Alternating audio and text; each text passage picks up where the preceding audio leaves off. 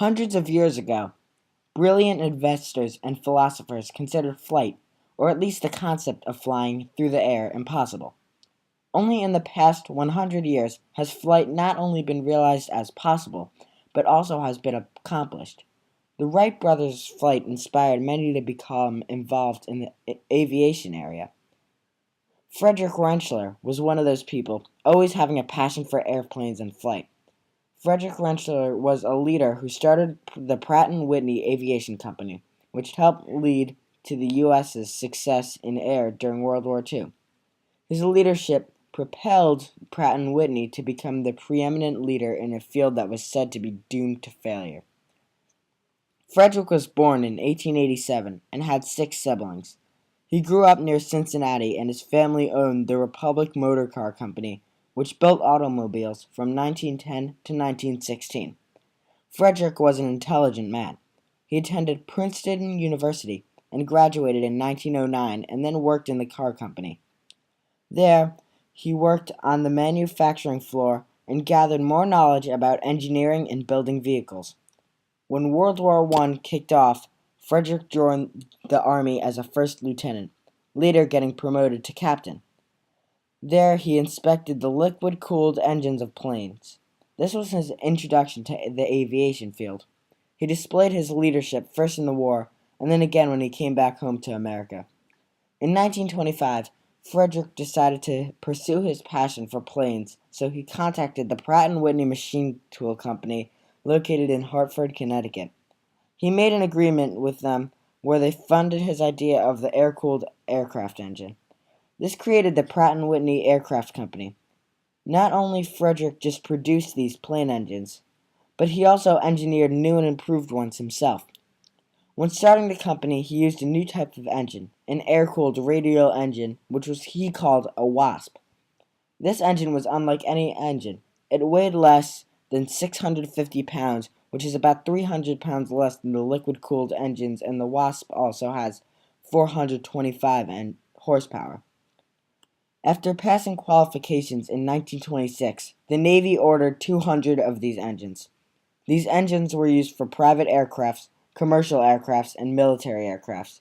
While still in production, Frederick engineered a new engine called the Hornet. This engine was 525 horsepower, even more powerful than the Wasp. The fact that Frederick Rentschler could produce a new engine that was significantly better than the other ones on the market and in such little time shows how dedicated Frederick was to the business. It displays his leadership because he started his own company up from the ground and produced 200 military-ready engines in no time at all. Frederick was not only interested in being in the military plane business, though. He also saw a big future for commercial plane flights. He then created the United Aircraft and Transport Corporation, which he was the president of. He hoped to be the first one to make a coast-to-coast airplane service, and in the 1930s, Frederick, who had just started the United Airlines Company, a part of the first company to offer a transcontinental plane ride. In 1933, United Airlines was named America's largest carrier, and in 1934, Boeing Aircraft and United Airlines split, and Rentschler became chairman and chief officer of the new United Aircraft Corporation. Frederick Rentschler was able to manage 2 separate companies and still produce the highest quality engines of planes in the country. He was a dedicated and hard-working man, and who had lots of leadership shown through his ability to manage both companies successfully.